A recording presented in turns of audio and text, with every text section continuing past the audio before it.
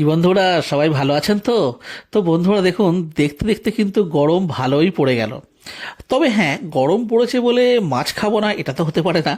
তবে চলুন আজকে এমন একটা রেসিপি আপনাদের সাথে শেয়ার করি, যেটা হবে মাছেরই একদম জাস্ট লাইট একটা ঝোল, কোনো মশলাপাতি ছাড়া। তো চলুন রেসিপিটা শেয়ার করি।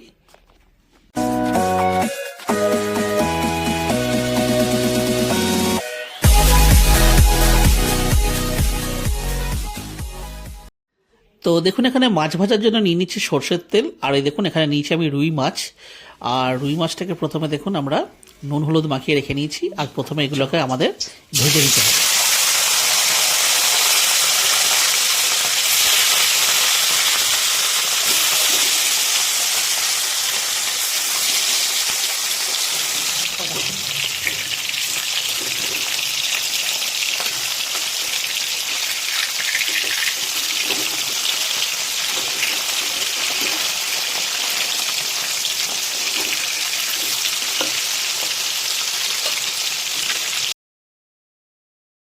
তো এখানে দেখুন মাছগুলো একদম জাস্ট দুটো পিঠ ভালো মতন লাল লাল করে ভাজা হয়ে গেল।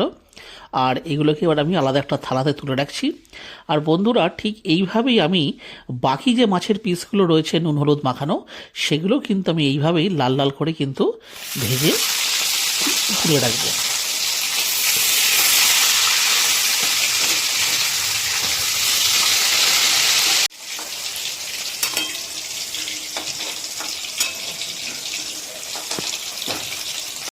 তো ফাইনালি এখানে আমাদের বাকি যে মাছের পিসগুলো ছিল সেগুলো কিন্তু লাল লাল করে ভাজা হয়ে গেল। আর এগুলোকে আমরা তুলে আলাদা রেখে দিচ্ছি। তো মাছটা তো আমাদের ভাজা হয়ে গেছিলো। আর এই দেখুন এখানে ডি সাইজের আলুকে এইভাবে কেটে নিয়েছি, নিয়ে নিয়েছি 3টে টমেটো, আর ঝালের জন্য জাস্ট কয়েকটা কাঁচা লঙ্কা। আর এটাকে আমরা কুকারে দিয়ে নুন হলুদ দিয়ে জাস্ট সেদ্ধ করে নেব।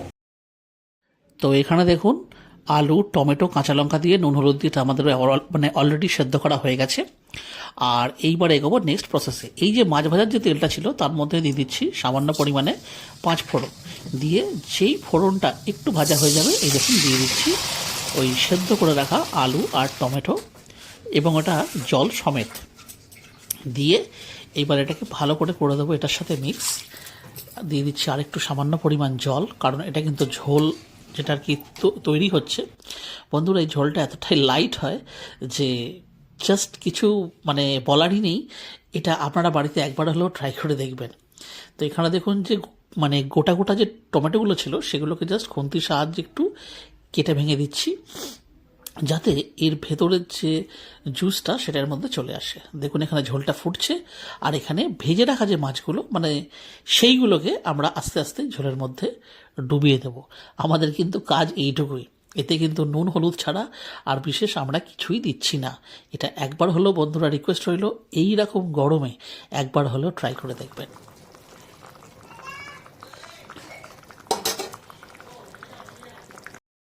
মাছটা দেওয়ার পরে যখন এখানে প্রায় 10 মিনিট মতন ফুটে গেছে, তখন দেখুন আমরা এর ওপর দিকে ছড়িয়ে দিচ্ছি ধনেপাতা কুচোনো। তো বন্ধুরা, এটা কিন্তু অপশনাল, কিন্তু আমি বলবো অপশনাল হলেও এটা দিলে কি হবে, স্বাদটায় কিন্তু জাস্ট একটু বেড়ে যাবে। ব্যাস, আর আপনাদের দেখুন এখানেই রান্না কিন্তু আমাদের শেষ। এটা গরম ভাতের সাথে জাস্ট অসাধারণ লাগে। তো বন্ধুরা, তাহলে আজকের ভিডিওটা তাহলে আমি এখানেই শেষ করছি। যদি আজকের আমাদের এই মাছের রেসিপি আপনাদের ভালো লেগে থাকে তাহলে অবশ্যই ভিডিওটিকে একটি লাইক দেবেন। চ্যানেলে যদি কোনো নতুন বন্ধু সাথে থাকেন তাহলে অবশ্যই চ্যানেলটিকে সাবস্ক্রাইব করে আমাদের পাশে থাকবেন। তাহলে আবার দেখাচ্ছে অন্য কোনো ভিডিওতে অন্য কোনো রেসিপির সাথে। ততদিন পর্যন্ত কিন্তু নিশ্চয়ই ভালো থাকবেন। টাটা।